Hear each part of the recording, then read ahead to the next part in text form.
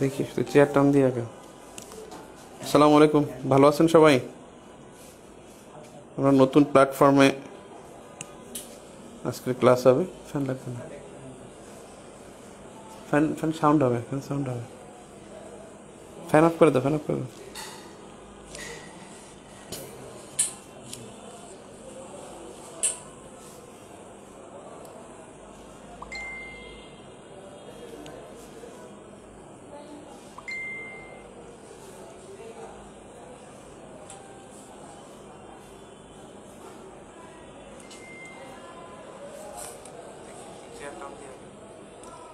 আসসালামু আলাইকুম, ভালো আছেন সবাই?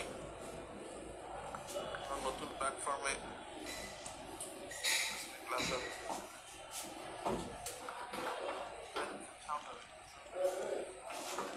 ফ্যান অফ করে দাও।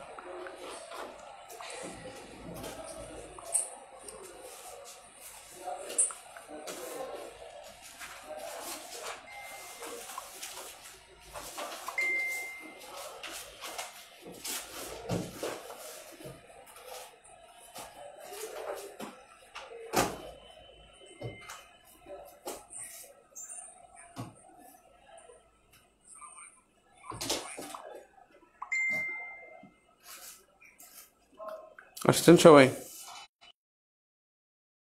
হ্যালো, আসসালাম। জি আমি ক্লাসে ভাই, পরে ফোন দেয় না। ওকে,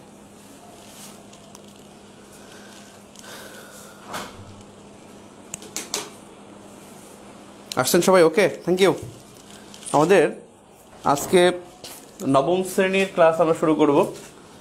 নবম শ্রেণীতে প্রথম তৃতীয় অধ্যায় এবং চতুর্থ অধ্যায়, এই দুইটা অধ্যায়, তৃতীয় অধ্যায়টা মানে আমাদের এখানে বলে রাখা ভালো, প্রথম অধ্যায় ও দ্বিতীয় অধ্যায় এই দুইটা হলো হিস্ট্রি থেকে। আবার ক্লাস 8-এর অষ্টমের প্রথম অধ্যায়, ওটাও হিস্ট্রি। আমরা হিস্ট্রি সবার শেষে পড়ব। নবমের সবগুলো অধ্যায় শেষ করে আমরা হিস্ট্রিতে পড়তে যাব। ক্লিয়ার? তাহলে আমরা এখন নবমের তৃতীয় অধ্যায় শুরু করব। তৃতীয় অধ্যায় থেকে ক্লাস শুরু করব। আর আমাদের আজকে আলোচনার মূল ফোকাসটা থাকবে চতুর্থ অধ্যায়টা। এটা পুরো জিওগ্রাফির বেসিকগুলো এখানে।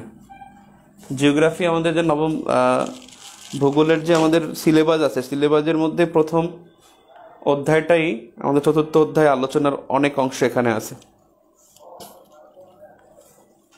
ক্লিয়ার? আমাদের প্রথমে আমরা পরিবার পড়েছিলাম, ক্লাস সপ্তম শ্রেণীতে পড়েছিলাম, ষষ্ঠ শ্রেণীতে পড়েছিলাম। আবার পরিবার সম্পর্কে আলোচনা আছে। সমাজ কাঠামোর মৌল সংগঠন হলো পরিবার। সমাজ কাঠামোর মৌল সংগঠন, তার মানে পরিবার একটি সংগঠন। এই পরিবারের পূর্ব শর্ত হলো বিবাহ, বিয়ে হলো পরিবার গঠনের পূর্ব শর্ত। আর আমাদের গোষ্ঠীগত সমাজের প্রথম ধাপই হচ্ছে পরিবার। গোষ্ঠীগত সমাজের প্রথম ধাপ পরিবার।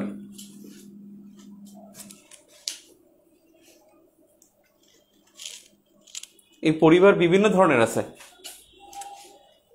এই পরিবারের কথা যদি চিন্তা করেন, একটা হলো বহুপতি,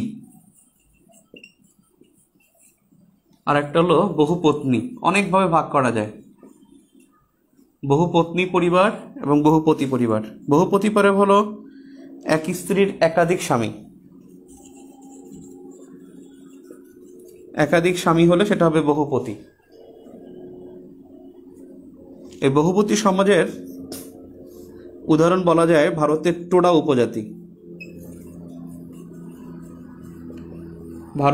উপজাতি। এরা বহুপতি পরিবার, অর্থাৎ বহুপতি পরিবার হলো ভারতের টোডা উপজাতি। যদি বলা হয় ভারতের কোন জায়গার, ভারতের টোডা উপজাতি, এটা হলো দক্ষিণ ভারতের একটা জায়গা আছে, সেটার নাম হলো মালাগড়। মালাগড়, দক্ষিণ ভারতের মালাগড়।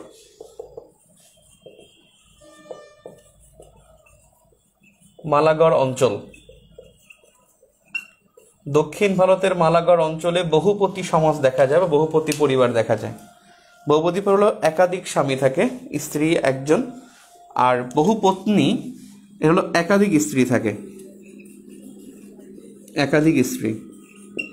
এবং এই ধরনের সমাজ পরিবার, এই ধরনের পরিবার বাংলাদেশের বাঙালিদের মধ্যে, উপজাতির মধ্যে দেখা যায়। তবে সাধারণত যেখানে থাকবেই সেটা হলো এস্কিমো জাতি, এস্কিমো, আর একটা হলো নিগ্রো। নিগ্রোরা বসবাস করে আফ্রিকায়, কৃষ্ণাঙ্গ যারা নিগ্রো আফ্রিকায় বসবাস করে। আর এস্কিমো এরা বসবাস করে স্ক্যান্ডিনেভিয়ায়, স্ক্যান্ডিনেভিয়ায়, স্ক্যান্ডিনেভিয়া অঞ্চলে, যেটা হলো আমরা আশুডেফিন বলি, Iceland, Sweden, Denmark, Finland, Norway, এই 5টি দেশের অধিবাসীদেরকে এস্কিমো বলা হয়। এস্কিমো বেসিক্যালি হলো নীলাভ চোখ থাকে, লাল চুল থাকে, নীলাভ চোখ, লাল চুল, এই অধিকারী এরা হলো এস্কিমো জাতিগোষ্ঠী। তাহলে এস্কিমো জাতিগোষ্ঠী হলো স্ক্যান্ডিনেভিয়ায় বসবাস করে, নীলাভ চোখ আর লাল চুল। আমি একটু দেখি কেমন দেখাচ্ছে।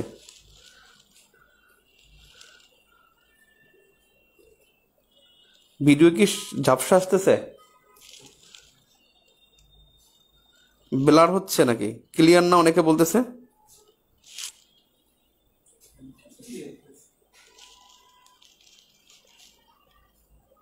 কে কেউ বলতেছে ক্লিয়ার না।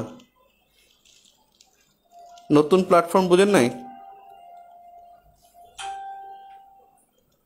নতুন প্ল্যাটফর্ম হলো মানে আমাদের বোর্ড, লাইটিং সবকিছু একটু চেঞ্জিং আসছে। ঝাপসা বলে কেন?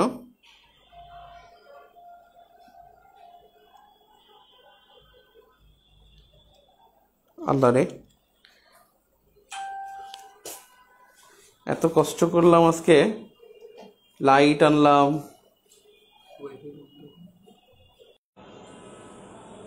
ওখানে তো আছে ডাটা, হ্যাঁ ডাটা তো আছে, ঠিক আছে। ডেটা তো এখন আবার দেখাচ্ছে একেবারে। একটুখানি অপেক্ষা করেন আপনারা, কেউ যায়েন না, আমরা চেষ্টা করতেছি।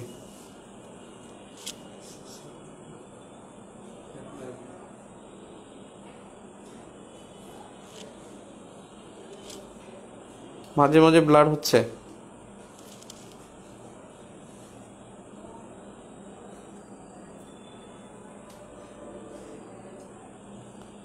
ওয়াইফাই থেকে আসতেছে তো।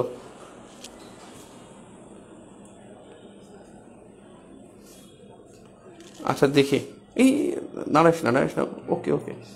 আহারে, উপরের দেখা লাগবে না? কি করলে তুমি? ওই তারিখ সহ লাগবে, তারিখটা দেখ। ওকে, আর নিচে নামা, টোটা উপর যদি দেখা যায়।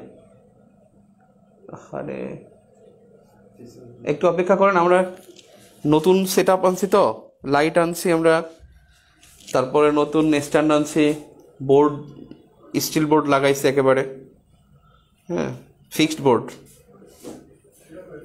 তৃতীয় অধ্যায়, নবম শ্রেণী।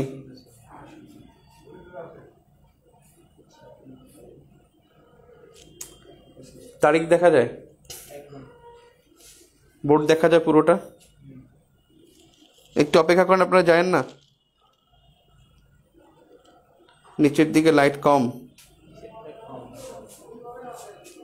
এখন ঠিক আছে।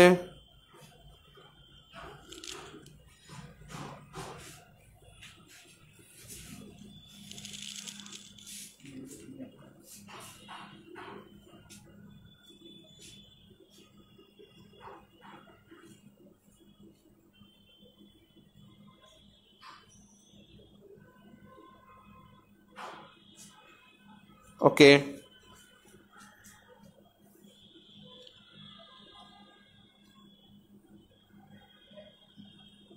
আচ্ছা ঠিক আছে, তাহলে আমি যেটা বলছিলাম যে পরিবার বহুপতি, এটা একাধিক স্বামী আর বহুপত্নী একাধিক স্ত্রী। আপনি জানেন এই একাধিক স্বামী এটা হলো দক্ষিণ ভারতের মালাগড় অঞ্চলে টোডা উপজাতি আছে যারা বহুপতি সমাজ। বহুপত্নী সমাজ হলো একাধিক স্ত্রী।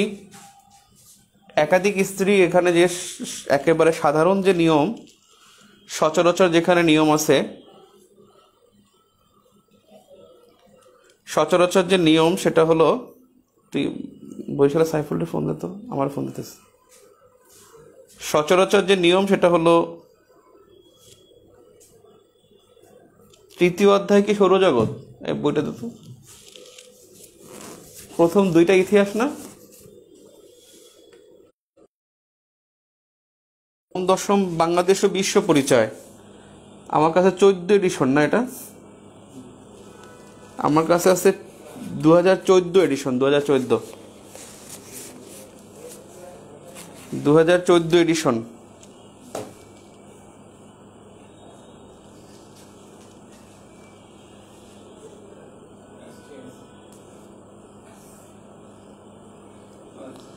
ও 21-এর বই তো এটা চেঞ্জ।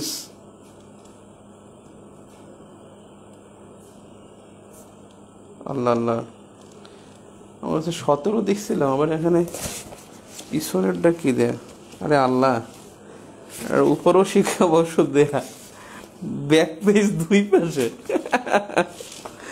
পাবলিক ভাই, এটা সেলাই করছে, কেমনটা লাগে।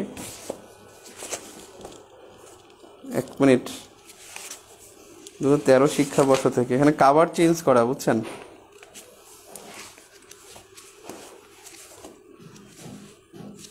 ওহো, আচ্ছা ঠিক আছে, আমরা পরিবারটা শেষ করে আমরা আগে সৌরজগৎটা পড়বো না, সৌরজগৎটা পড়ার পরে তারপরে আমরা 21 এডিশনের বই বের করবো না। আমাদের 14 এডিশনে অধ্যায় হলো পরিবার ও সামাজিকরণ। তাহলে এটা আগের পরের বই তো হলো 13তম অধ্যায় মনে হয়। ওকে ঠিক আছে, এখানে অন্ধকারটা পড়ে কোথায়,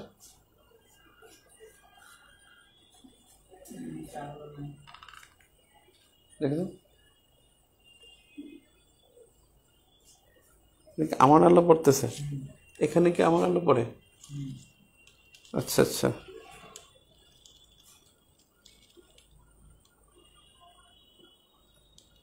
ওকে ঠিক আছে, বুঝতে পারছি। এখন আসেন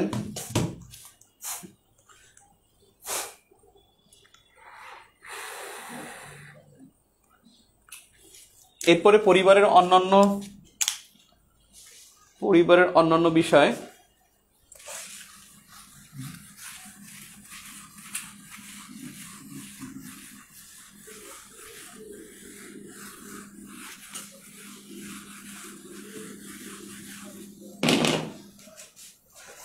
যেমন কিছু ধরনের পরিবার আছে, যেমন বর্ধিত পরিবার।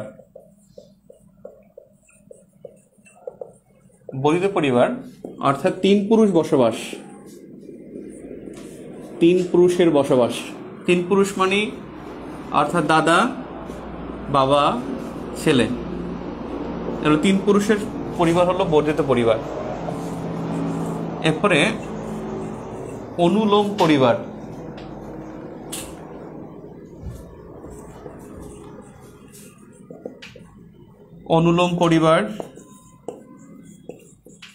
আর একটা হলো প্রতিলোম পরিবার। ওই ব্যাটারিটা কিনতে হবে, বুঝছস।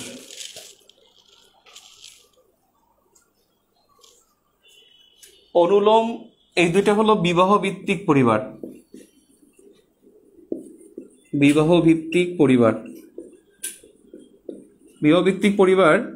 এই অনুলোম পরিবারে উঁচু বর্ণের পাত্র আর নিচু বর্ণের পাত্রী। আর প্রতিলোম পরিবারে নিচু বর্ণের পাত্র আর উঁচু বর্ণের পাত্রী। প্রথমটা হলো অনুলোম পরিবার, দ্বিতীয়টা হলো প্রতিলোম পরিবার। অনুলোম পরিবার হলো অনুলোম পরিবারে উঁচু বর্ণের পাত্র নিচু বর্ণের পাত্রী, আর প্রতিলোম পরিবারে হলো নিচু বর্ণের পাত্র উঁচু বর্ণের পাত্রী।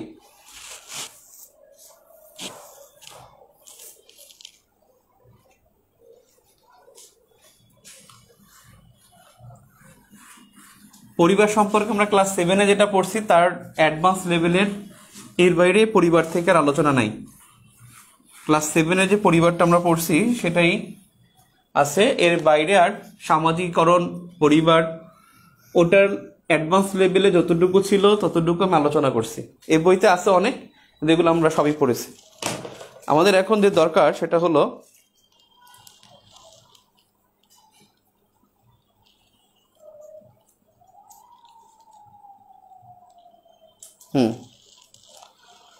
সামাজিকরণের কিছু বিষয় লাগবে।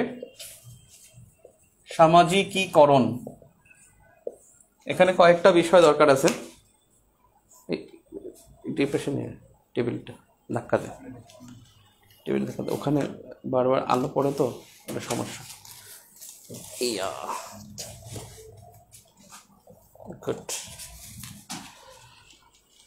একটু হেল্প করেন, আজকে একটু সমস্যা হবে, আমরা নতুন জায়গায় নতুন সব কিছু সেট আপ। আমার মনে হয় বোর্ড আগের চাইতে বড় নাকি?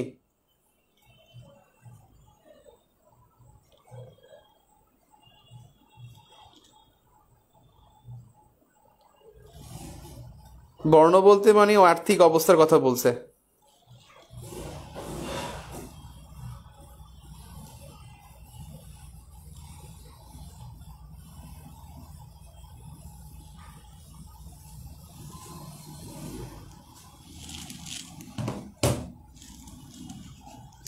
সামাজিকরণের একটি জীবন প্রক্রিয়া। সামাজিকরণ একটা জীবন প্রক্রিয়া।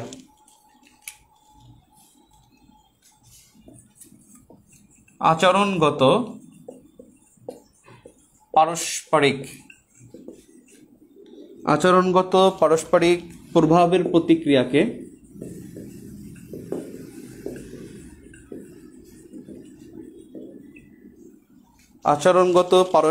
প্রভাবের প্রতিক্রিয়াকে মিথস্ক্রিয়া বলে।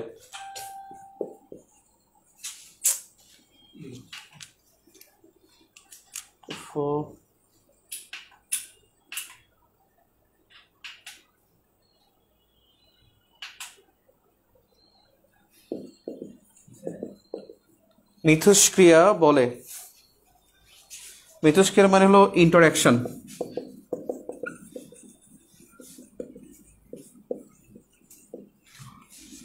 মিথস্ক্রিয়া হলো ইন্টারঅ্যাকশন।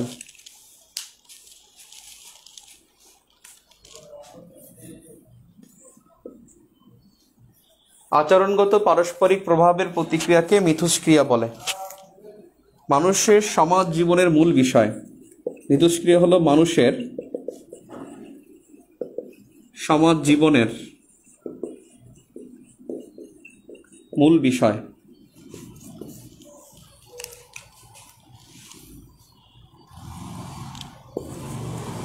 মানুষের ব্যক্তিত্ব, এগুলো সব সুশাসনের মধ্যে লাগবে, বুঝছেন? মানুষের ব্যক্তিত্ব গঠন ও বিকাশে তিনটির প্রভাব লক্ষণীয়। তিনটি বিষয়ের প্রভাব লক্ষণীয়। তিনটি বিষয়ের প্রভাব লক্ষণীয়। এক, সামাজিক পরিবেশ।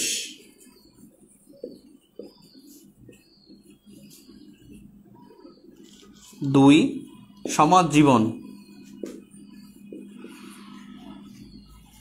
মানুষের ব্যক্তিত্ব গঠন ও বিকাশে তিনটি প্রভাব লক্ষণীয়: সামাজিক পরিবেশ, সমাজ জীবন, আর একটা হলো সামাজিক মূল্যবোধ। সামাজিক মূল্যবোধ। মানুষের ব্যক্তিত্ব বিকাশের গঠন, এটা খুবই গুরুত্বপূর্ণ একটা বাক্য। তিনটি প্রভাব লক্ষণীয়: সামাজিক পরিবেশ, সমাজ জীবন, আর একটা হলো সামাজিক মূল্যবোধ। এখন যদি বলা হয় সামাজিক পরিবেশ বলতে কি বোঝায়, যেটা হলো সাংস্কৃতিক বিষয়, সাংস্কৃতিক পরিবেশ, এটা দেখা যাচ্ছে সাংস্কৃতিক পরিবেশ। সমাজ জীবন বলতে বোঝায়, এই লাইটটা ভালো দেখা যাচ্ছে কিন্তু লাইটটা হয়েছে সমস্যা, লাইটটা কিছুক্ষণ পর, আমার নতুন তো চালাইতে পারি না বুঝছেন, আজকে এই যে 1 ঘন্টা আগে নিয়ে আসা হয়েছে, এই লাইটটা হয়েছে মানে কিছুক্ষণ পর বন্ধ হয়ে যায়, আবার টিপ দিতে হয়, এটা কি জন্য একটা সেট আপের মনে হয় সমস্যা আছে। আশা করি আমরা কালকে আবার ঠিক হয়ে যাবে, কালকে আমরা আবার দোকানে গিয়ে ঠিকঠাক বুঝে আসবো, অপারেটিং বুঝতে পারি না আমরা। সমাজ জীবন যেটা হলো সমাজের জীবনধারা, এটা বলতে বোঝায় সমাজের জীবনধারা। আর সামাজিক মূল্যবোধ যেটা, এই সামাজিক মূল্যবোধ হলো 4টা বিষয়, 3টা বিষয়। অর্থাৎ সামাজিক মূল্যবোধ বলতে বোঝায় ন্যায়বোধ, সামাজিক মূল্যবোধ হলো ন্যায়বোধ, সত্যবাদিতা, ন্যায়বোধ, সত্যবাদিতা, আর হলো শ্রদ্ধা। ন্যায়বোধ, সত্যবাদিতা, শ্রদ্ধা। আর এই 3টি বিষয়, অর্থাৎ এগুলোই ব্যক্তিত্বকে প্রভাবিত করে, এই 3টি বিষয় ব্যক্তির ব্যক্তিত্বকে প্রভাবিত করে। ন্যায়বোধ, সত্যবাদিতা, শ্রদ্ধা সামাজিক মূল্যবোধের অন্তর্ভুক্ত তারা। আর সমাজ জীবন সেটা হলো সমাজের জীবনধারা, সামাজিক পরিবেশ হলো সাংস্কৃতিক পরিবেশ।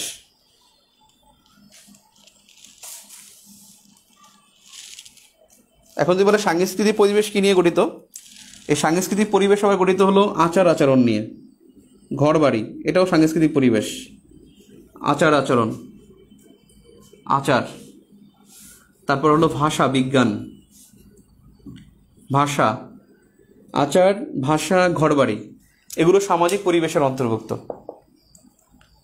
অর্থাৎ আচরণগত পারস্পরিক প্রভাবের প্রতিক্রিয়াকে মিথস্ক্রিয়া বলে। মিথস্ক্রিয়া মানে ইন্টারাকশন। সমাজ জীবনের মূল বিষয় হলো মিথস্ক্রিয়া।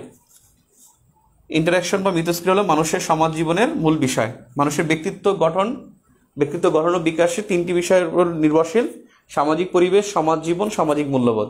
সামাজিক মূল্যবোধ হলো ন্যায়বোধ, সত্যবাদিতা, শ্রদ্ধা। আর সমাজ জীবন এটা হলো সমাজের জীবনধারা। আর সামাজিক পরিবেশ হলো সাংস্কৃতিক পরিবেশ। সাংস্কৃতিক পরিবেশ হলো কি? মানুষের আচার, ঘরবাড়ি, ভাষা, জ্ঞান, বিজ্ঞান, এই সমস্ত বিষয়।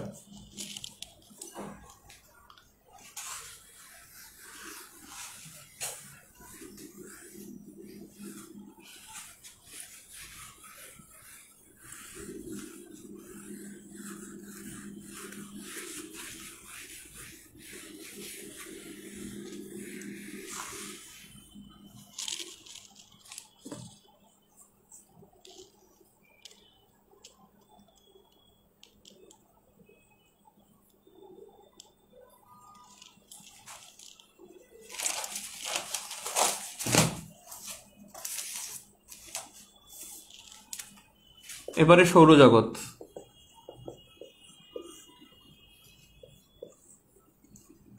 সৌরজগৎ দেখেন কোথায় আছে আপনাদের বই, কত নম্বর অধ্যায়?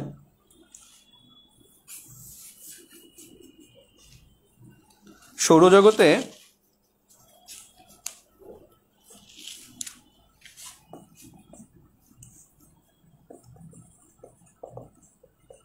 সৌরজগৎকে বিশ্বজগৎ বলা হয়, বিশ্বজগৎ বলা হয়। এই সৌরজগৎ আবার সৌর পরিবার নামে পরিচিত। সৌর পরিবার, সৌর পরিবার কারা? সেটা হলো মহাকাশে গ্রহ, উপগ্রহ, নক্ষত্র, গ্রহপুঞ্জি, গ্রহাণুপুঞ্জি, জ্যোতিষ্ক। অর্থাৎ যে জ্যোতিষ্কগুলো, অর্থাৎ দাঁড়ান, গ্রহ, উপগ্রহ, নক্ষত্র, গ্রহাণুপুঞ্জি সবগুলোই এক একটা জ্যোতিষ্ক, সবগুলো জ্যোতিষ্ক। এখন যদি বলা হয় গ্রহ কি, অর্থাৎ মহাকাশে গ্রহ, উপগ্রহ, নক্ষত্র, গ্রহাণুপুঞ্জি যা আছে সবগুলো এক একটা জ্যোতিষ্ক। আর এই জ্যোতিষ্ক মণ্ডলীর মধ্যে অর্থাৎ এই সবগুলো মিলে হলো সৌর পরিবার, অর্থাৎ এইগুলি হলো সৌরজগতের অন্তর্ভুক্ত। তার মানে সৌরজগৎকে বিশ্বজগৎ বলা হয়, সৌরজগৎ সৌর পরিবার। সৌর পরিবার অন্তর্ভুক্ত গ্রহ, উপগ্রহ, নক্ষত্র, গ্রহাণুপুঞ্জি সবাই, এই সবগুলোকে আবার বলা হয় জ্যোতিষ্ক। আর গ্রহ বলা হয় কাকে? গ্রহ বা প্ল্যানেট, ইংলিশে যেটাকে বলা হয় প্ল্যানেট। এই গ্রহ বলা হয় যেসব জ্যোতিষ্ক সূর্যকে কেন্দ্র করে প্রদক্ষিণ করে, সূর্যকে কেন্দ্র করে প্রদক্ষিণ করে।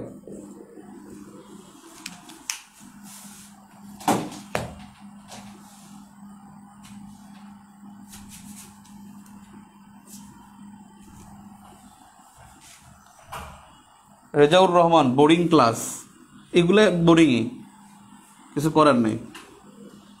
আপনি ভালো না লাগলে এটা পরীক্ষা আসবে, আর আপনি লাগলেও পরীক্ষা আসবে, কিছু করার নেই, এগুলো এরকমেরই। তাহলে যেসব জ্যোতিষ্ক সূর্যকে কেন্দ্র করে প্রদক্ষিণ করে সেগুলোকে বলা হয় গ্রহ। তাহলে উপগ্রহ গ্রহকে কেন্দ্র করে প্রদক্ষিণ করে, গ্রহকে কেন্দ্র করে প্রদক্ষিণ করে, এরা হলো উপগ্রহ। তাহলে গ্রহ হলো যেসব জ্যোতিষ্ক সূর্যকে কেন্দ্র করে প্রদক্ষিণ করে তা গ্রহ, যেটাকে প্ল্যানেট বলা হয়। উপগ্রহ যেটাকে ইংলিশে বলা হয় স্যাটেলাইট, এই স্যাটেলাইট হলো উপগ্রহ। গ্রহকে কেন্দ্র করে প্রদক্ষিণ করে উপগ্রহ। আর গ্রহাণুপুঞ্জি আছে একটা। গ্রহাণুপুঞ্জি হলো যেটা বেসিক্যালি গ্রহর মতো না, উপগ্রহর মতো না। গ্রহাণুপুঞ্জি যেটাকে বলা হয় সেটা হলো যাদের ব্যাস 1.6 কিলোমিটার থেকে 850 কিলোমিটার, যেসব ব্যাস তারা হলো গ্রহাণুপুঞ্জি। গ্রহাণুপুঞ্জি হলো যাদের ব্যাস, অর্থাৎ যেসব গ্রহের ব্যাস 850 কিলোমিটার থেকে 1.60 কিলোমিটার, অর্থাৎ এত বা তারও কম, অর্থাৎ সর্বোচ্চ 850 কিলোমিটার আর নিচে হলো 1.60 কিলোমিটার। এই ব্যাস যাদের থাকে তারা হলো গ্রহাণুপুঞ্জি। আর এই গ্রহাণুপুঞ্জি দেখা যায় বৃহস্পতি থেকে শনি গ্রহ পর্যন্ত, মঙ্গল ও বৃহস্পতি গ্রহের মাঝে।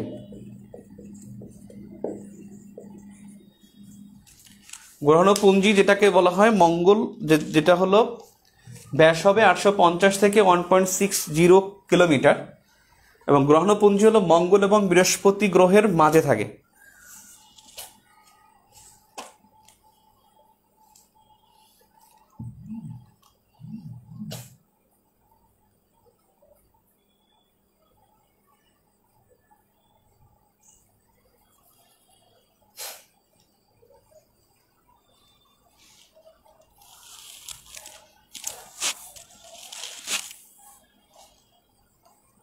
আমি বলছি না যে আমার ক্লাসে সবক দেওয়া যাবে না, যে ভাই এইখান থেকে পড়ালে ভালো হয়। আমার অভিজ্ঞতা থেকে যা আছে সেখান থেকে আমি পড়াচ্ছি, ঠিক আছে? ওখান থেকে পড়ালে ভালো হয় ভাই, এখান থেকে পড়ালে ভালো হয়, এই সব সবক দেওয়ার কোনো মানে নাই। নাইম ভাই অনেকবার বিসিএস দিয়ে আসছে, অনেকবার ভাইবা দিয়ে আসছে, ঠিক আছে? নাইম ভাই বিসিএস থেকে একটা চাকরিও হয়েছে, তারপর নাইম ভাই ভালো বুঝে দেখে আপনি ভর্তি হয়েছেন। এই সবক দেওয়া যাবে না, যেটা লাগবে যেখান থেকে সেটা তো আমাদের নেক্সট কিন্তু আমাদের সেই পর্বটা আছে।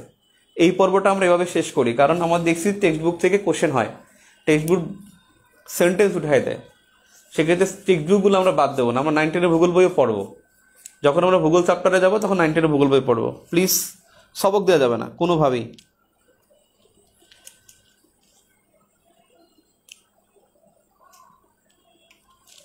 তার মানে গ্রহাণুপুঞ্জি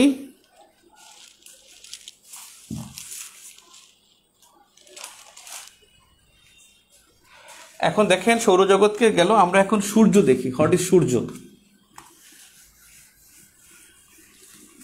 সূর্য সম্পর্কে কিছু ইনফরমেশন যেগুলো লাগবেই।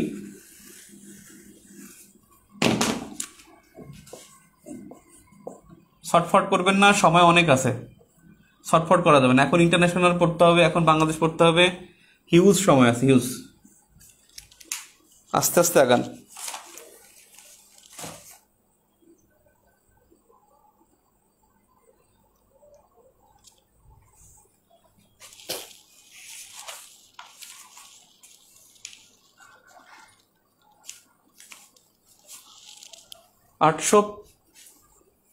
এটা হলো 805 কিলোমিটার থেকে 1.60 কিলোমিটার, মানে এখানেও বড় থেকে ছোট বলছে, এত বা কম, কথা বলছেন?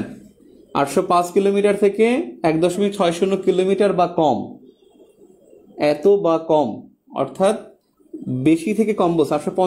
805 মিটার না কিলোমিটার, 805 মিটার না কিলোমিটার।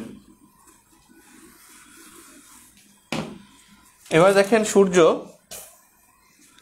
এই সূর্য হলো, যদি সূর্যের বৈশিষ্ট্য দেখেন, 1 নম্বর, এটা হলো গ্রহ ও উপগ্রহের নিয়ন্ত্রক। উপগ্রহের নিয়ন্ত্রক, সবাই সূর্যকে কেন্দ্র করে প্রদক্ষিণ করে, গ্রহ করে, গ্রহকে কেন্দ্র করে আবার উপগ্রহ করে, তাহলে গ্রহ উপগ্রহ নিয়ন্ত্রক বলা হয় সূর্যকে।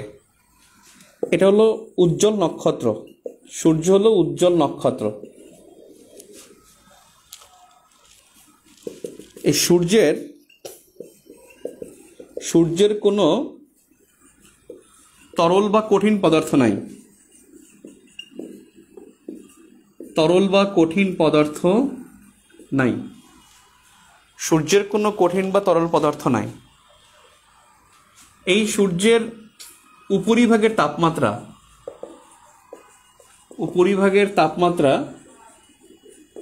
57,000 ডিগ্রি সেলসিয়াস। 57,000 ডিগ্রি সেলসিয়াস হলো উপরিভাগের তাপমাত্রা। সূর্যের উপরিভাগের তাপমাত্রা 57,000 ডিগ্রি সেলসিয়াস। এটা পৃথিবী অপেক্ষা 13 লাখ গুণ বড়। পৃথিবী অপেক্ষা 13 লাখ গুণ বড়। পৃথিবী অপেক্ষা 13 লাখ গুণ বড়। এই সূর্য পৃথিবী থেকে 15 কোটি কিলোমিটার দূরে। 15 কোটি কিলোমিটার দূরে। তাহলে দূরত্ব বললে 15 কোটি কিলোমিটার, বড় বললে 13 লাখ গুণ বড়, আর উপরিভাগের তাপমাত্রা 57,000 ডিগ্রি সেলসিয়াস। আর এর ব্যাস, এই সূর্যের ব্যাস 13,84,000 কিলোমিটার।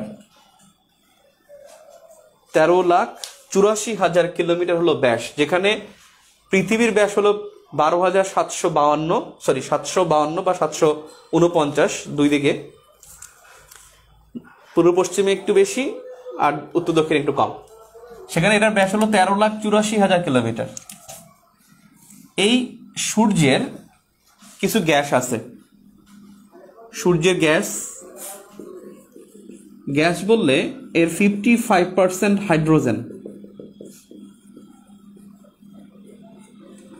যে গ্যাস আছে তার 55% হলো হাইড্রোজেন, 44% হলো হিলিয়াম, আর 1% হলো অন্যান্য গ্যাস। তাহলে সূর্যের সবচেয়ে বেশি হলো হাইড্রোজেন গ্যাস, আর পৃথিবীর সবচেয়ে বেশি গ্যাস হলো নাইট্রোজেন। পৃথিবীর হলো নাইট্রোজেন, আর সূর্যের হলো হাইড্রোজেন গ্যাস বেশি। আবার শুক্র গ্রহে কার্বন ডাইঅক্সাইড বেশি, 96% হলো কার্বন ডাইঅক্সাইড শুক্র গ্রহে।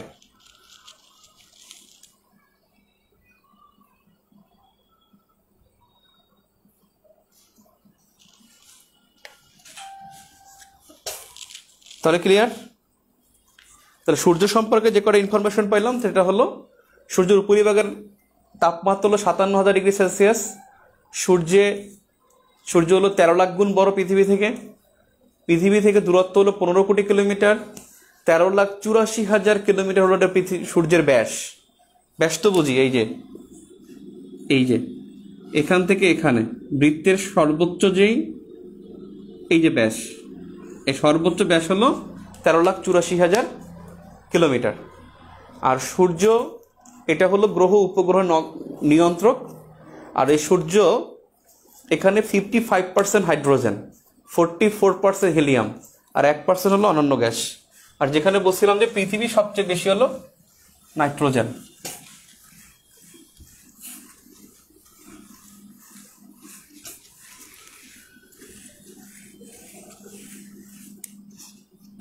ক্লিয়ার?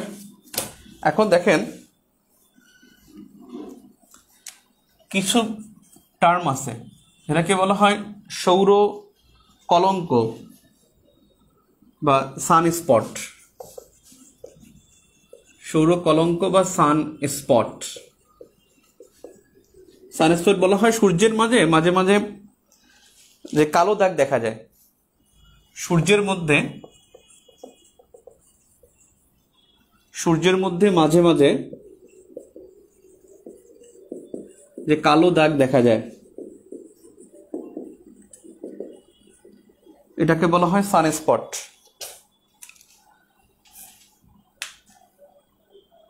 সূর্যের কোন গ্রহে তাপমাত্রা বেশি? শুক্র। আমরা আসবো ওখানে, সব গ্রহ নিয়ে একটু পরে কথা বলবো। এই বাক্যটা থেকে প্রশ্ন হতে পারে আমার মনে হয়, আণবিক শক্তি প্রক্রিয়ায়, বাক্যটা লেখেন, আণবিক শক্তি সৃষ্টির প্রক্রিয়ায়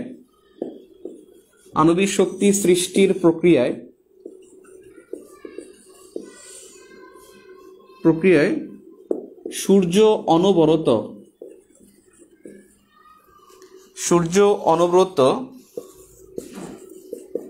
হাইড্রোজেন থেকে হিলিয়াম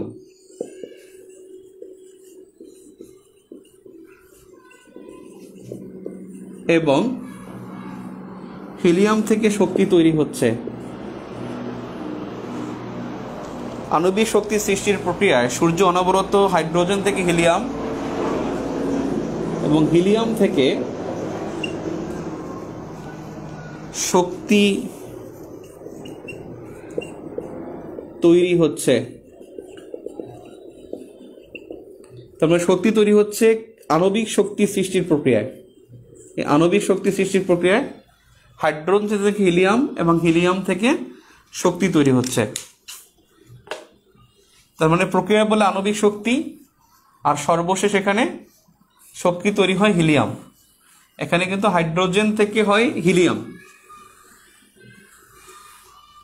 আণবিক শক্তি প্রক্রিয়ায়, আল্লাহ এটা মুছি কেন, উপরেরটা মুছবো। আণবিক শক্তি সৃষ্টির প্রক্রিয়ায়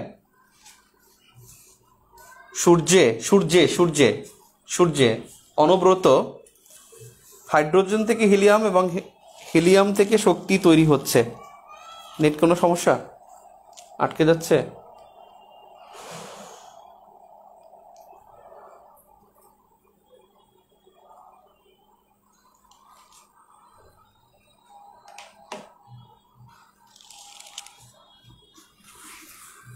নক্ষত্র কি? নক্ষত্র হলো যার আলো আছে, তার সেই নক্ষত্র। অন্যের কাছ থেকে যে আলো নেয় না সে নক্ষত্র না। আলো নেয় মানে যার আলো নেয় না সে নক্ষত্র। নিজের আলো আছে সে নক্ষত্র। সূর্য নিজ অক্ষের ওপর একবার আবর্তন করে 25 দিনে। সূর্য নিজ অক্ষের ওপর একবার আবর্তন করে 25 দিনে।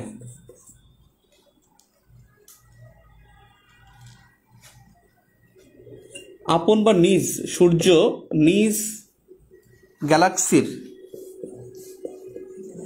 জ্যোতিষ্ক মণ্ডলী, গ্যালাক্সি মানে জ্যোতিষ্ক মণ্ডলী, নিজ গ্যালাক্সির চারদিকে পরিক্রমণ করে 20 কোটি বছরে। 20 কোটি বছরে এবং এই আবর্তন বা পরিক্রমণ এটা হলো বৃত্তাকার। বৃত্তাকার বিষয় আবর্তন আর পরিক্রমণ বিষয়টা কি দেখেন, এইটাও বোঝেন শুধুমাত্র। এটা যদি সূর্য হয়, এই সূর্যটা বাম দিক থেকে ডান দিকে ঘোরে, অর্থাৎ এই ধরনের একটা জ্যোতিষ্ক মণ্ডলী, এই জ্যোতিষ্ক মণ্ডলীর চারদিকে যদি ঘোরে, ও তো ঘোরে, ওকে কেন্দ্র করেও ঘোরে। আপনি সূর্য না দিয়ে বুঝে পৃথিবীটা বুঝেন। এটা ধরেন সূর্য, এটা পৃথিবী, এই সূর্যের চারদিকে পৃথিবী ঘোরে, এইবার ঘুরে আসে। আবার সূর্য এই পৃথিবীটা নিজ অক্ষের উপর বাম দিক থেকে ডান দিকে ঘোরে, এই নিজ অক্ষের উপর এরকম ঘুরতে থাকে, আবার এটা চারদিকে ঘোরে। নিজ অক্ষের উপর যেটা ঘোরে এটা লাগে হলো কত, 23 ঘন্টা 48 মিনিট 47 সেকেন্ড, 48 মিনিট 47 সেকেন্ড, এই তো নাকি? এবং এই যে ঘোরে না, এটার ফলে এটাকে বলে আহ্নিক গতি, আবর্তন গতি। এটাকে বলা হয় আবর্তন গতি, যেটাকে আমরা বলি আহ্নিক গতি। মানে আহ্নিক গতি হলো সূর্য মানে পৃথিবী নিজ অক্ষের উপর বাম দিকে ডান দিকে ঘোরে, এটা হলো আবর্তন। এটা হলো আহ্নিক গতি, এর ফলে দিন রাত হয়। এই যে আবর্তনটা করে 25 দিনে সূর্য করে আর কি, আমরা পৃথিবীতে আসছি, তাহলে আপনি সূর্যটা বুঝতে পারবেন। আর এই সূর্যের চারদিকে একবার পরিক্রমণ করে আসে, এটা করতে লাগে 365 দিন। 365 দিন 5 ঘন্টা, কথা ক্লিয়ার? এই যে 5 ঘন্টা 48 মিনিট 47 সেকেন্ড লাগে, 365 দিন লাগে, এটা হলো বার্ষিক গতি। এটা কি বলা হয় পরিক্রমণ গতি। অর্থাৎ পরিক্রমণ বলতে বুঝবেন যে সেটা পুরোটা ঘুরে আসে, আর আবর্তন বললে বুঝবেন নিজ অক্ষের উপর ঘুরে। নিজ অক্ষের উপর ঘুরে আবর্তন গতি, আর পুরোটার সূর্যের চারদিকে ঘুরে এটা হলো পরিক্রমণ গতি। নিজ অক্ষের উপর ঘোরা এটা আবর্তন গতি মানে আহ্নিক গতি, আর সূর্যের চারদিকে একেবারে ঘুরে আসা সেটা হলো বার্ষিক গতি অথবা পরিক্রমণ গতি। তারপর ক্লিয়ার? তার মানে গ্যালাক্সির চারদিকে পরিক্রমণ করতে সময় লাগে 20 কোটি বছর, আর আবর্তন বললে হবে 25 দিন নিজ অক্ষের ওপর। তার মানে প্রত্যেকটা গ্রহ, জ্যোতিষ্ক মণ্ডলীর প্রত্যেকটা গ্রহ, নক্ষত্র, উপগ্রহ, তারপরে জ্যোতিষ্ক মণ্ডলীর মধ্যে যা আছে সবাই কিন্তু নিজ অক্ষের উপরও ঘোরে, আবার এক কোনোটাকে কেন্দ্র করেও ঘোরে। কেন্দ্র করে যখন ঘোরে সেটা হলো পরিক্রমণ গতি, নিজ অক্ষের উপর যখন ঘোরে সেটা হলো আহ্নিক গতি অথবা আবর্তন গতি। এবং সবগুলো ঘোরে বাম দিক থেকে ডান দিকে, অর্থাৎ এন্টি ক্লকওয়াইজ সবসময় ঘুরবে নিজ অক্ষের উপর। যেখানেই ঘুরুক ওরা সবসময় বাম দিক থেকে ডান দিকে ঘোরে। শুধু একটা আছে উল্টা ঘোরে, আমি সেটা বলবো একটু পরে। একটা আছে উল্টা ঘোরে, আর সবই আছে বাম দিক থেকে ডান দিকে ঘোরে। এবং সবাই হলো বাম দিক মানে পশ্চিম থেকে পূর্ব দিকে ঘোরে। বাম মানে পশ্চিম। এখানে আপনি দেখেন, এখানে যে কোনো কিছুর উপরে উত্তর হয়। ঘড়ির কাঁটার দেখেন উপরে উত্তর, তাহলে বামে কি পশ্চিম, তাহলে বাম দিক থেকে ডান দিকে কি পশ্চিম থেকে পূর্ব দিকে ঘোরে। পশ্চিম থেকে পূর্ব দিকে ঘোরে, বাম দিক থেকে ডান দিকে ঘোরে, এন্টি ক্লকওয়াইজ ঘোরে এটা। আর একটা আছে উল্টাটার কথা একটু পরে বলতেছি।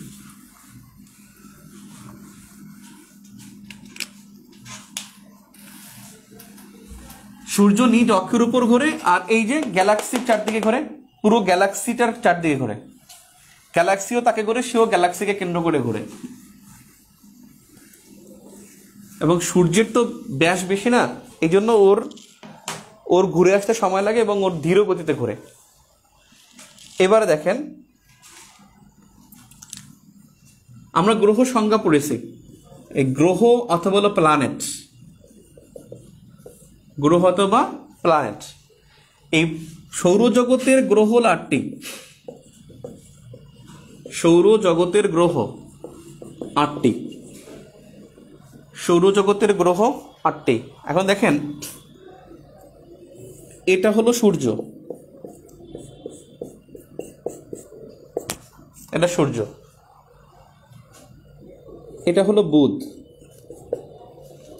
বুধকে ইংরেজিতে বলা হয় মার্কারি, MERCURY, মার্কারি।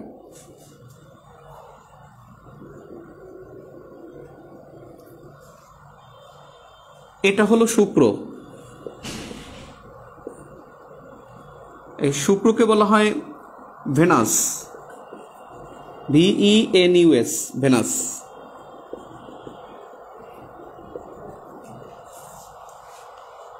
বুধ, শুক্র, এটা হলো পৃথিবী, যেটাকে বলা হয় আর্থ।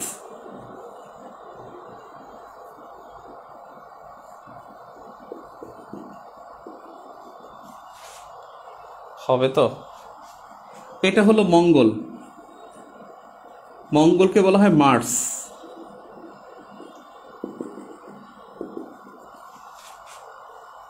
মঙ্গলের পরে হলো বৃহস্পতি, বৃহস্পতি যেটাকে বলা হয় জুপিটার।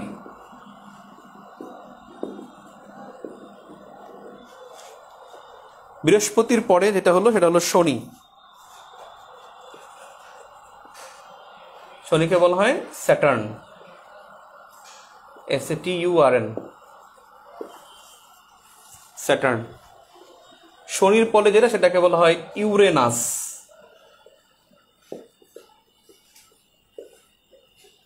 ইউরেনাসের পর হলো নেপচুন, NEPTUNE, নেপচুন। ইউরেনাস বাংলায় লিখলাম না, ইংলিশে লিখলাম। আর এটা হলো নেপচুন, NEPTUNE, নেপচুন। এখন দেখেন সূর্য থেকে দূরত্ব অনুসারে এই 8টা গ্রহ, 1 2 3 4 5 6 7 8। এখন আপনি এখান থেকে কিছু তথ্য পাবেন, সেটা হলো দেখেন বুধ হলো প্রথম, শুক্র দ্বিতীয়। তা দূরত্ব অনুসারে এই সূর্য থেকে দূরত্ব অনুসারে তৃতীয় গ্রহ হলো পৃথিবী, চতুর্থ হলো মঙ্গল। এখন আপনার প্রশ্ন আসবে পৃথিবীর নিকটবর্তী গ্রহ কোনটা, মঙ্গল নাকি শুক্র? এরকম একটা প্রশ্ন আসতে পারে। পৃথিবীর প্রতিবেশী গ্রহ কোনটা, মঙ্গল নাকি শুক্র? এটা আসতে পারে। একটা বিষয় দেখেন, সূর্যকে কেন্দ্র করে সবাই ঘোরে, তার মানে কেন্দ্র যখন করে ঘুরবে তাহলে বুধের সময় সবচেয়ে কম লাগবে, কারণ ওর দূরত্ব কম, ওর লাগবে 88 দিন। ওর চাইতে আবার দূরত্ব বেশি কার, শুক্রর, তার এই জন্য ওর লাগবে 225 দিন, সরি 225 না 125, হ্যাঁ 225 দিন। পৃথিবী হলো আরো দূরে, পৃথিবী লাগবে 365 দিন।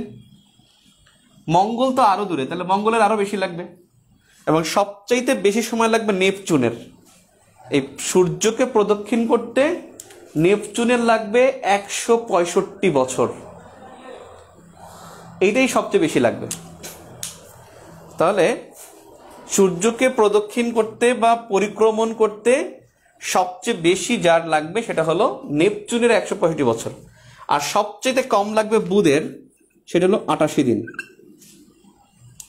সবচেয়ে কম লাগবে কার, বুধের, 88 দিন।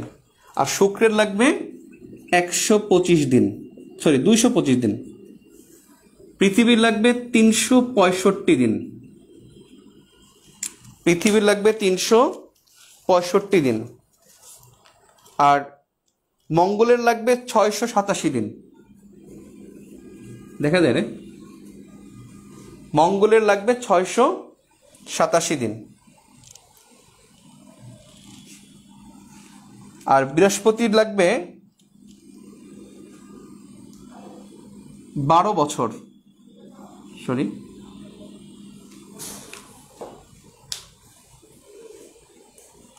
হ্যাঁ 12 বছর। বৃহস্পতির লাগবে 12 বছর। আর শনির লাগবে 29.5 বছর, 29 বছর 5 মাস, 29 বছর 5 মাস এটা লাগবে শনির। আর যদি ইউরেনাস দেখেন, এটা লাগবে 88 বছর। ইউরেনাস দুঃখিত 84 বছর। আর 165 বছর লাগবে কার, মানে আস্তে আস্তে যত দূরত্ব বাড়বে তার প্রদক্ষিণ তত বেশি সময় লাগবে।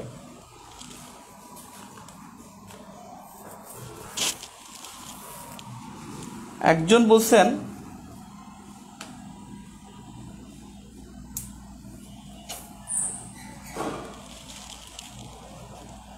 এটা হলো মানে মহাকর্ষ শক্তির ফলে যে সব প্ল্যানেট গ্যালাক্সির চারদিকে ঘুরে কেন। আচ্ছা, শুক্র শ্রাবণ মেঘ, হ্যাঁ শুক্র ব্যতিক্রম। বুধের বায়ুমণ্ডল নেই। এখন আমি আস্তে আস্তে আস্তে শুনেন। এখন এই জায়গা থেকে এই জায়গার দূরত্ব 4.3 কোটি কিলোমিটার, অর্থাৎ পৃথিবী থেকে শুক্রের দূরত্ব 4.3 কোটি কিলোমিটার। আর মঙ্গল থেকে পৃথিবীর দূরত্ব 7.8 কোটি কিলোমিটার। 7.8 কোটি কিলোমিটার, অর্থাৎ 7,80,00,000 কিলোমিটার হলো সূর্য থেকে বৃহস্পতির দূরত্ব।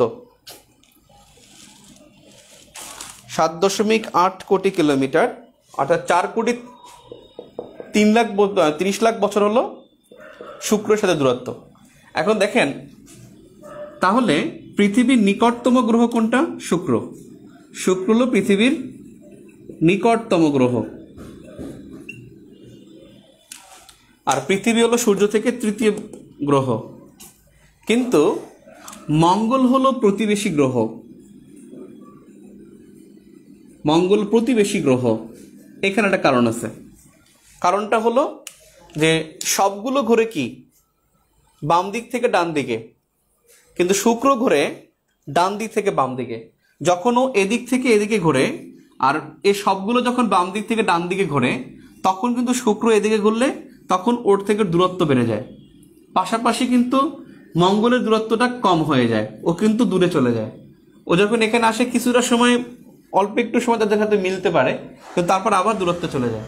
এর ফলে হয় কি, শুক্র প্রতিবেশী গ্রহ হয় না। প্রতিবেশী গ্রহ হলো মঙ্গল গ্রহ। তার মানে লিখতে পারেন নিচে স্টার দিয়ে, শুক্র ডান দিক থেকে বাম দিকে বা পূর্ব থেকে পশ্চিম দিকে ঘুরে বিদায়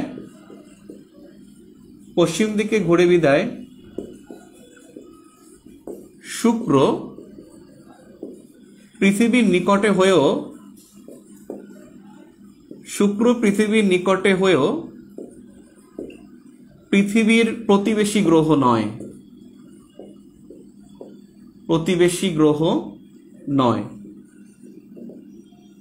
মঙ্গল পৃথিবীর প্রতিবেশী গ্রহ। শুক্র ডান দিক থেকে বাম দিকে বা পূর্ব দিক থেকে পশ্চিম দিকে ঘুরে বিদায় শুক্র পৃথিবীর নিকটে হয়েও প্রতিবেশী গ্রহ নয়। মঙ্গল পৃথিবীর প্রতিবেশী গ্রহ।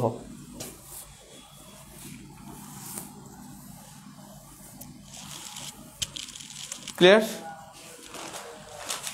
কিছু তথ্য আছে আপনি এখানে লিখে নিতে পারেন, তারপর আমরা আলাদা করে প্রত্যেকটা আবার আলাদা করে আলোচনা করব। যেমন দেখেন, এই বুধ গ্রহটা এটা পৃথিবীর নিকটবর্তী। বুধের আমরা জানি বায়ুমণ্ডল নাই, কিন্তু এখানে লিখছে, এই বইতে লিখছে যে বায়ুমণ্ডল উত্তপ্ত।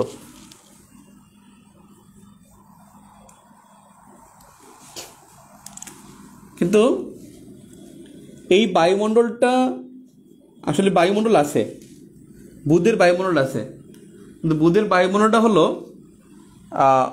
খুব ঘন বা মোটা। বায়ুমণ্ডলের স্তর মোটা, আর এই শুক্র এখানে 96% কার্বন ডাই অক্সাইড, এবং এখানে অক্সিজেন নাই, কিন্তু কার্বন ডাই অক্সাইড 96%। এই জন্য শুক্র হলো সবচেয়ে উত্তপ্ত গ্রহ।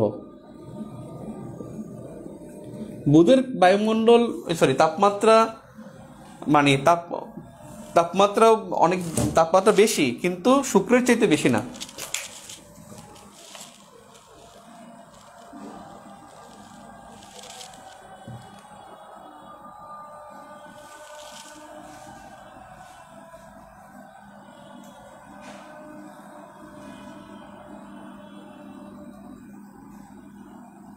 আটকে যাচ্ছে নাকি?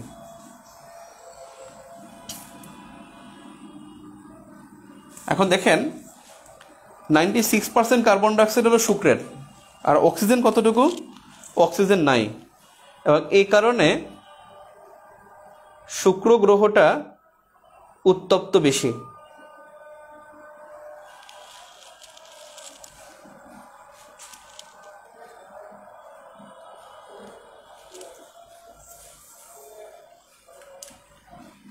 বৃহস্পতি সবচেয়ে বড় গ্রহ, শনি হলো দ্বিতীয় বড়। সবচেয়ে বড় গ্রহ হলো বৃহস্পতি, দ্বিতীয় বড় গ্রহ হলো শনি। আপনি খাতার মধ্যে লিখে ফেললে আপনার কিন্তু আর কষ্ট হবে না, মনে থাকবে। শনি হলো দ্বিতীয় বৃহত্তম, আর ইউরেনাস হলো তৃতীয় বড়। তৃতীয় বৃহত্তম হলো ইউরেনাস।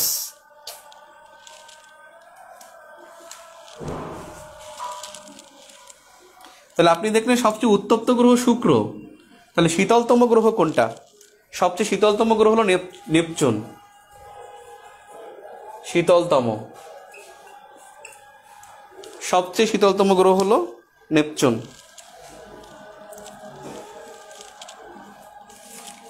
এখন যদি দেখেন, এই পৃথিবীকে বলা হয় সবুজ গ্রহ, তাহলে সবুজ গ্রহ হলো পৃথিবী। মঙ্গল হলো লাল গ্রহ, পৃথিবী সবুজ, মঙ্গল লাল। আর নেপচুনকে বলা হয় নীলাভ গ্রহ।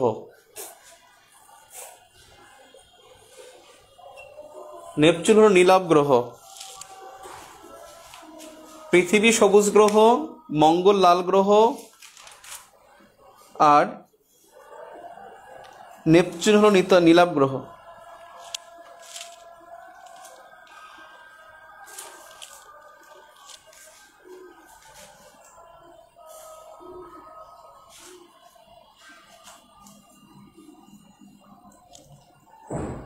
আমি গোলাকার যে দাগগুলো দিছি সেগুলো হলো গ্রহ, মানে সরি কি নামে ডাকা হয়। দেখেন আমি বক্স দিচ্ছি, অর্থাৎ বুধের কোনো উপগ্রহ নাই, শুক্রের কোনো উপগ্রহ নাই, পৃথিবীর উপগ্রহ হলো চাঁদ, একটি এবং চাঁদ। পৃথিবীর উপগ্রহ একটি এবং সেটা হলো চাঁদ। মঙ্গলের উপগ্রহ হলো দুটি। মঙ্গলের উপগ্রহ হলো দুটি। শীতলতম গ্রহ হলো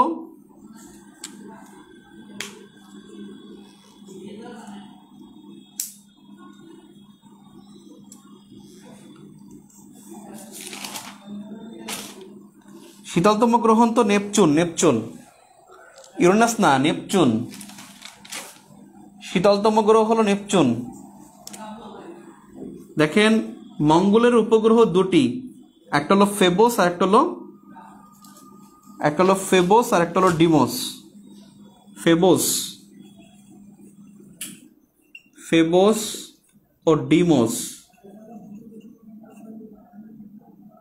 তার মানে দুটি হলো মঙ্গলের উপগ্রহ। বৃহস্পতির উপগ্রহ হলো 79টি। শনির উপগ্রহ হলো 82টি। আর ইউরেনাসের উপগ্রহ হলো 5টি। আর নেপচুনের উপগ্রহ হলো 2টি। নেপচুনের 2টি।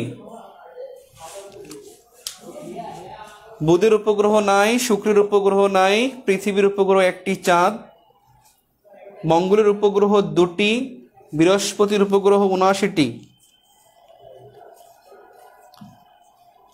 আর ইউরেনাসের উপগ্রহ 5টি, নেপচুনের উপগ্রহ 2টি।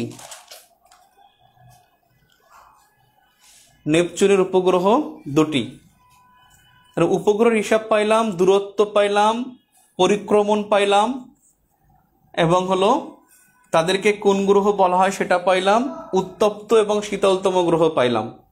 অক্সিজেন, এই অক্সিজেনের অস্তিত্ব আছে পৃথিবীর মধ্যে। পৃথিবী গ্রহটার মধ্যে অক্সিজেন আছে। এই বইতে যে ইনফরমেশন পাইছি সেই ইনফরমেশন থেকে আমি এতটুকু বললাম, এবং প্রত্যেকটা আবার স্পেসিফিক একটু বিবরণ দেব।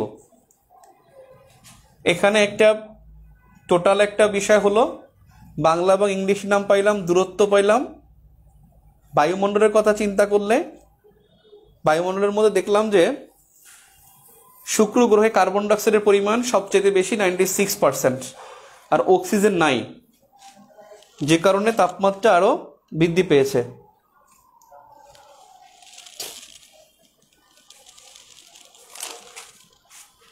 ইউরেনাস 27টি, নেপচুন 14টি ভাইয়া। এইটা হলো পরের তথ্য মনে হয়, এই বইতে তো নাই। আবার এই বইতে এখানে বৃহস্পতি দেওয়া আছে 16টা, শনিতে আছে 22টা।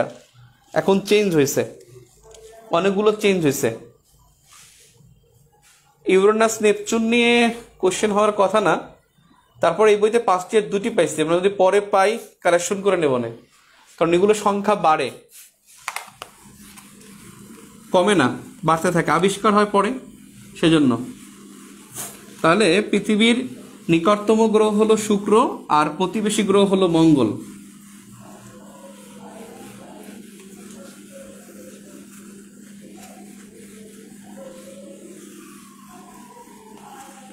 এখন আমরা পার্ট বাই পার্ট পড়ি। প্রথমে পড়ি বুধ গ্রহ। প্রথমে বুধ গ্রহটা পড়ি। বুধের মধ্যে যে বিষয়টা আছে সেটা হলো এটা সবচেয়ে ছোট গ্রহ, সবচেয়ে ছোট গ্রহ, সূর্যের নিকটতম,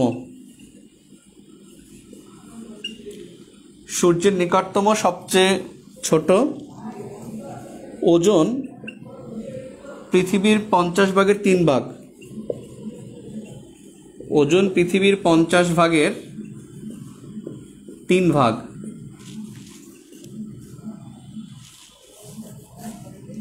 এর উপগ্রহ নাই। সূর্যকে প্রদক্ষিণ করতে সময় নেয় 88 দিন। সূর্যকে প্রদক্ষিণ করতে সময় নেয় শুক্র।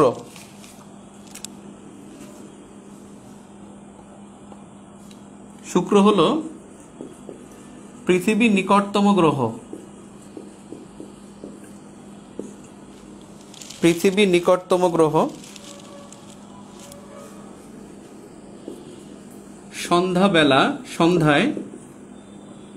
সন্ধ্যায়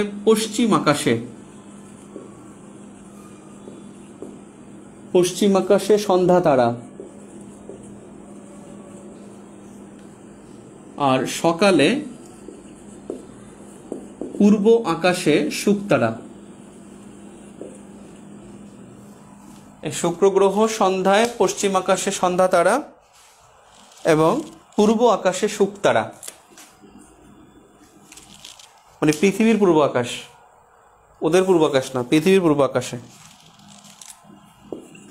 225 দিনে প্রদক্ষিণ করে, সূর্যকে প্রদক্ষিণ করে।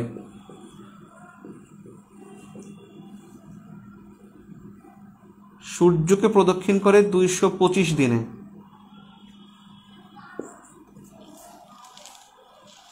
(96% কার্বন ডাই অক্সাইড।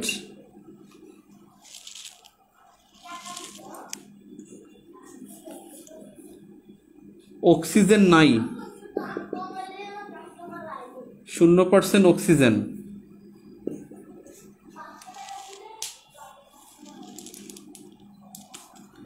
এটি ধীর গতিতে সূর্যকে প্রদক্ষিণ করে।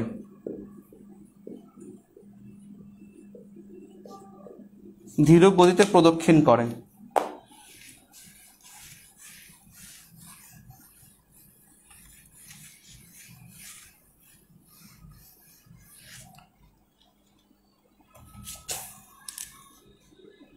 বাতাসের চাপ পৃথিবী থেকে 90 গুণ বেশি। পৃথিবী থেকে 90 গুণ বেশি।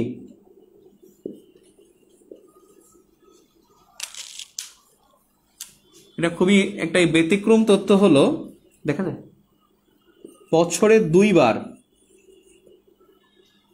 বছরে 2 বার সূর্য উদিত হয়। বছরে 2 বার সূর্য উদিত হয়, তো 2 বার উদিত হলে 2 বার অস্ত যাবে, এটা স্বাভাবিক। 2 বার উদিত হয়। 3 পৃথিবী, 3 হলো পৃথিবী।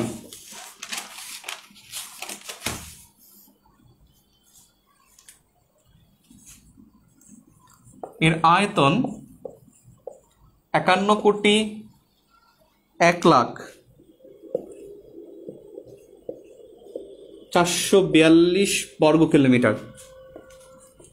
442 বর্গ কিলোমিটার, 51,01,0442 বর্গ কিলোমিটার। এর ব্যাস 12,752 কিলোমিটার। এটা হলো পশ্চিম থেকে পূর্ব দিকে, পশ্চিম পূর্ব হিসেব করলে, মানে এই গ্লোবের আনুভূমিক যেটা 12,749 কিলোমিটার, 3 কিলোমিটার কম। সরি, 709 না 749, একটুখানি আমি 709 কিলোমিটার। এটা হলো উত্তর থেকে দক্ষিণ, এটা হলো পৃথিবীর ব্যাস। ওই যে বললাম আবর্তন মানে কি, নিজ অক্ষের উপর 23 ঘন্টা প্লাস, আর পরিক্রমণ 365 দিন প্লাস। এটা পরিক্রমণ, আর একটা হলো আবর্তন। এর গড় তাপমাত্রা, এই তথ্যটা ইম্পর্ট্যান্ট, পৃথিবীর গড় তাপমাত্রা বায়ুমণ্ডল সহ আর কি, সেটা হলো 13.90 ডিগ্রি সেলসিয়াস, অর্থাৎ 13.90 ডিগ্রি সেলসিয়াস এর তাপমাত্রা।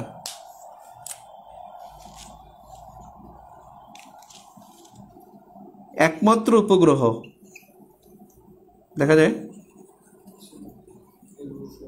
হ্যাঁ হ্যাঁ দেখা যায় না, একমাত্র উপগ্রহ চাঁদ।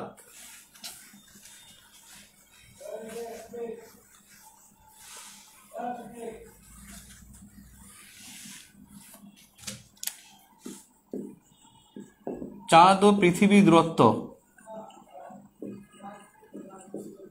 কয়েকদিন আগে কমে গেছে না, 3,81,500 কিলোমিটার। কয়েকদিন আগে তো সূর্য নিকটে আসলো, 53,000 কিলোমিটার কমে গেছিল।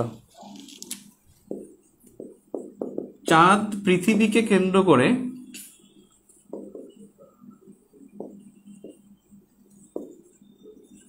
করে ঘোরে 29 দিন 12 ঘন্টায়। 29 দিন 12 ঘন্টায়। হলো পৃথিবী। আয়তন 51,01,0442 বর্গ কিলোমিটার, ব্যাস 12,752, আর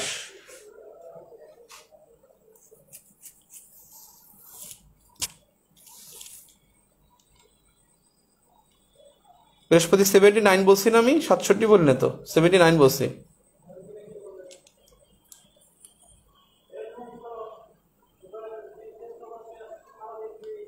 একান্ন কোটি 1,01,422, ঠিকই তো আছে।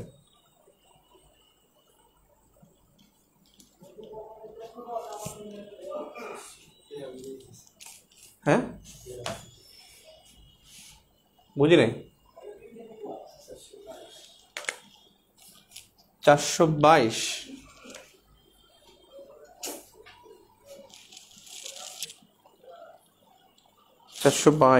হ্যাঁ থ্যাংক ইউ, একটু কারেকশন করে নেন, 22 নাম্বারিং এ আয়তন 51,01,0422 বর্গ কিলোমিটার। ব্যাস হলো 12,752 কিলোমিটার পশ্চিম পূর্ব, 709 হলো উত্তর দক্ষিণ। আয়তন আবর্তন মানে ওই যে নিজ অক্ষের উপর, পরিক্রমা হলো 365। গড় তাপমাত্রা 13°90 বা 90 সেলসিয়াস। একমাত্র উপগ্রহ চাঁদ। চাঁদ ও পৃথিবীর দূরত্ব 3,81,500 কিলোমিটার। চাঁদ পৃথিবী কেন্দ্র করে ঘোরে 29 দিন 12 ঘন্টায়। এবারে মঙ্গল গ্রহ। মঙ্গল গ্রহ এর ওজন পৃথিবীর 10 ভাগের 1 ভাগ। পৃথিবীর 10 ভাগের 1 ভাগ।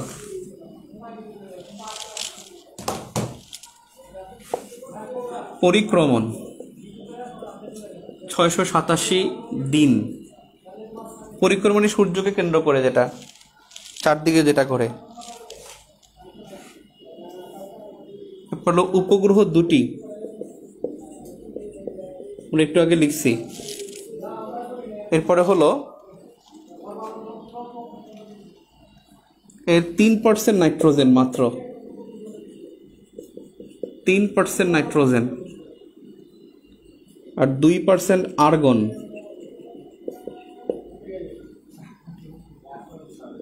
এর উত্তাপ হিমাঙ্কের নিচে, উত্তাপ হিমাঙ্কের নিচে। এখানে আগ্নেয়গিরি ও গিরিখাত দেখা যায়। আগ্নেয়গিরি ও গিরিখাত দেখা যায়, এই জন্য লাল গ্রহ বলা হয়।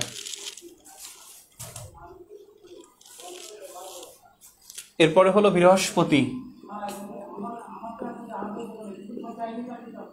বৃহস্পতি সবচেয়ে বড় গ্রহ। বৃহস্পতি সবচেয়ে বড় গ্রহ।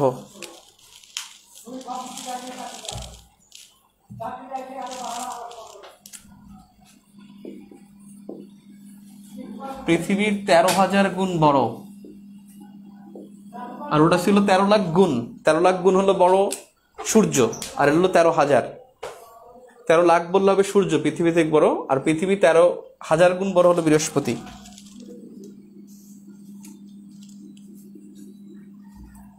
তার মানে এটা বড় হলে এর ব্যাস বড় হবে। তাহলে এর ব্যাস 1,82,000, 42,800 কিলোমিটার ব্যাস। 1,42,800 কিলোমিটার।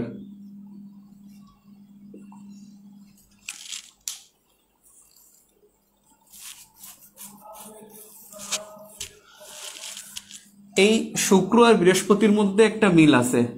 শুক্র আর বৃহস্পতির মধ্যে মিল হলো, শুক্রতে বছরে 2 বার সূর্য ওঠে। বছরে 2 বার সূর্য ওঠে, আর এখানে দিনে 2 বার সূর্য ওঠে। দিনে 2 বার সূর্য ওঠে বা সূর্য দেখা যায় আর কি, আমরা তো উঠেই বলি। এবং 2 বার অস্ত যায়। 2 বার উঠলে 2 বার, এটা দিনে। আর শুক্রতে হলো 2 বছরে 2 বার। এর বায়ুমণ্ডল গভীর। বায়ুমণ্ডল গভীর। এর উপগ্রহ 79টি।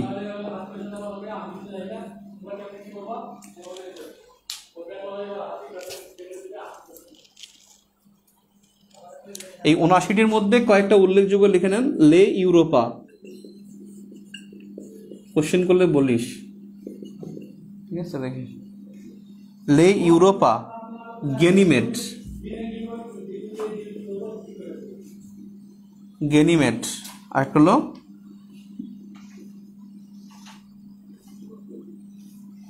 এই দুটাই উল্লেখযোগ্য, লে ইউরোপা আর গেনিমেড।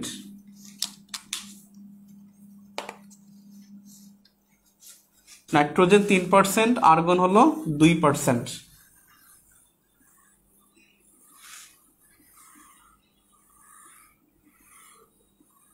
উত্তাপ হিমাঙ্কের নিচে, আগ্নেয়গিরি গিরিখাত দেখা যায় হলো মঙ্গলে। আর শুক্রের বৃহস্পতিবারের মিল হলো শুক্রে বছরে 2 বার সূর্য ওঠে আর বৃহস্পতিবার বছরে দিনে 2 বার। শনি দ্বিতীয় বড় গ্রহ, দ্বিতীয় বড় গ্রহ।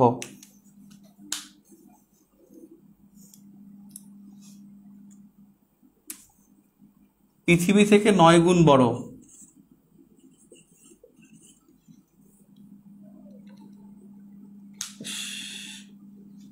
এটা 1300, আল্লাহ দুঃখিত ভাই, বৃহস্পতি 1300 গুণ বড়। 1300, ওটা একটু শূন্যটা কেটে দেন। পৃথিবী 1300 গুণ বড় আর এটা হলো 9 গুণ বড়। কিন্তু এটা নাকি খালি চোখে দেখা যায়, পৃথিবী থেকে খালি চোখে দেখা যায়, খালি চোখে দেখা, অথবা কোনো কোনো সময় দেখা যায়, সব সময় না।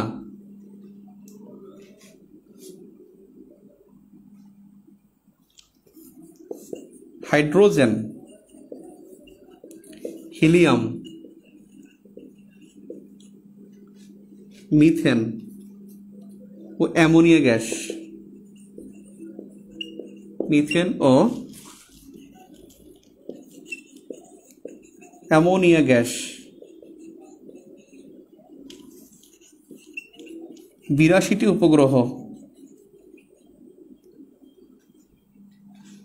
উল্লেখযোগ্য বললে ক্যাপিটাস,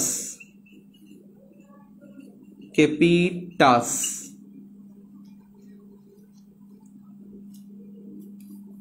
টাইটান, ক্যাপিটাস টাইটান। উল্লেখযোগ্য বললে এই দুইটা।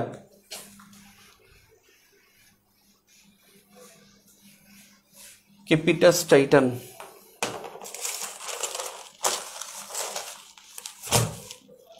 বিরাশি হবে, এটা চেঞ্জ হয়েছে। শনি গ্রহ, শনির উপগ্রহ, নাসার লাস্ট ইনফরমেশনে 82টা। ইউরেনাস, ইউরেনাস তৃতীয় বৃহত্তম। এখানে আছে মিথেন গ্যাস, মিথেন গ্যাস। আর এখানে উপগ্রহ 5টি, তবে কোশ্চেন মার্ক দিয়ে রাখবেন, অর্থাৎ বাড়তে পারে। এই উপগ্রহগুলো যদি বলেন, আমার মনে হয় উপগ্রহের নাম আসবে না, খুব কঠিন নাম। মিরিন্ডা, মিরিন্ডা, তারপরে হলো এরিয়েল, তারপরে হলো ওবেরন, তারপরে হলো এমব্রিয়েল, এমব্রিয়েল, এমব্রি, ময়ব্রা, এমব্রিয়েল। তারপর হলো টাইটানিয়া, টাইটানিয়া। টাইটান হলো শনির উপগ্রহ আর টাইটানিয়া বললে হবে ইউরেনাসের উপগ্রহ।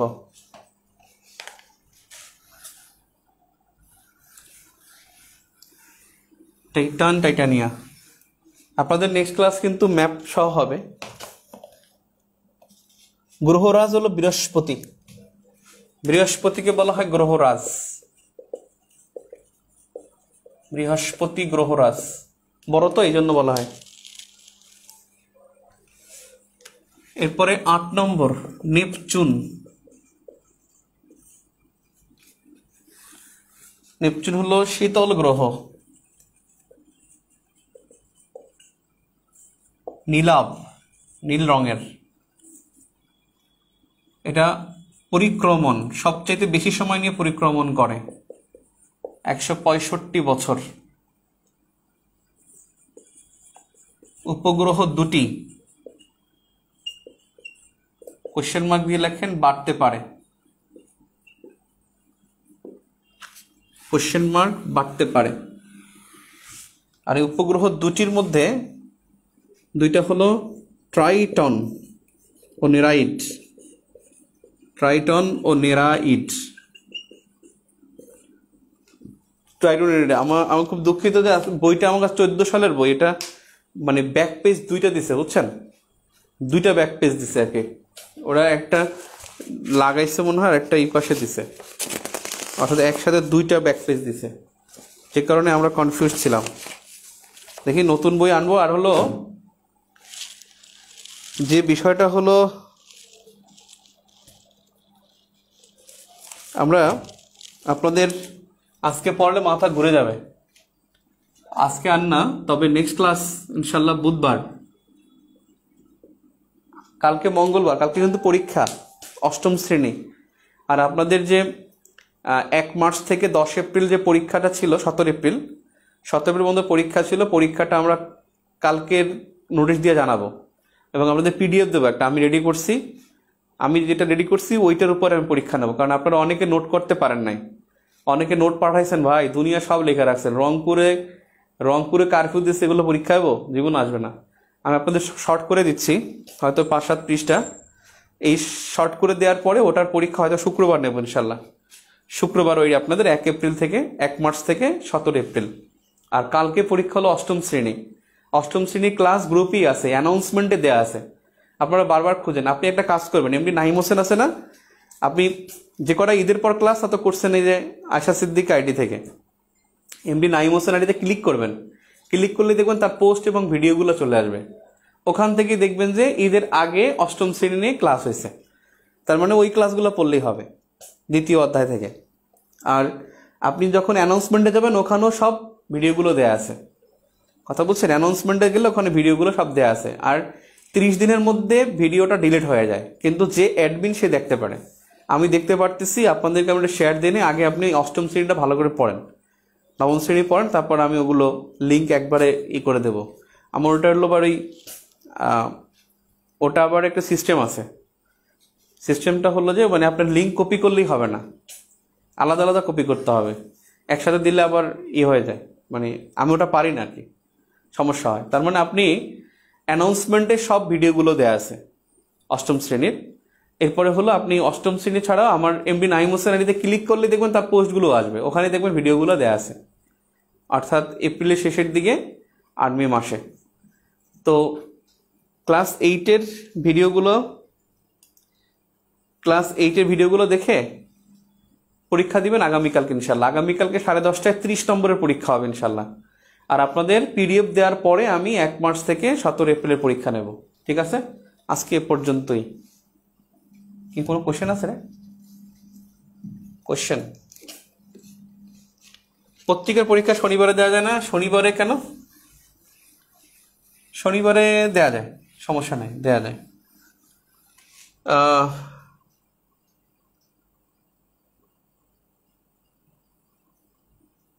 প্যালেস্টাইন নিতে যে ক্লাসটা নেওয়ার কথা, ও আচ্ছা, প্যালেস্টাইন নিয়ে ক্লাসটা হয়েছে, এটা নিতে হবে ভিউ ফর জিকেতে। আর আমার কিছু এমবার্গো আছে, আপনি জানেন আমার ফেসবুকে একটা এমবার্গো আছে, সেটা হলো মনে হয় 12 জুন পর্যন্ত, ওই যে আমার আইডি থেকে লাইভ নেওয়া যাবে না, এই জন্য ভিউ ফর জিকেতে একসাথে নেব, এটা 12 জুনের পরে, এখন নেব না, চেয়েছিলাম এখন নিতে, কিন্তু এখন নেব না, কথা বুঝছেন? ওটা আমার আইডি থেকে নেব প্যালেস্টাইনের, ঠিক আছে? ওকে। সবুজ গ্রহ ইউরেনাস, পৃথিবী বলেছেন, পৃথিবী সবুজ গ্রহ না? সবুজ গ্রহ ইউরেনাস, আল্লাহ। আচ্ছা, সবুজ গ্রহ, আপনাদের একটু কথা বলছিলাম, একটু কারেকশন করে নেন, এটা ইউরেনাস।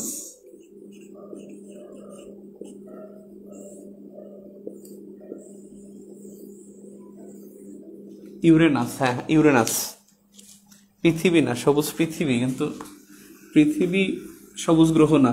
ওকে, আজকে এ পর্যন্তই, আল্লাহ হাফেজ, ফিনিশ করে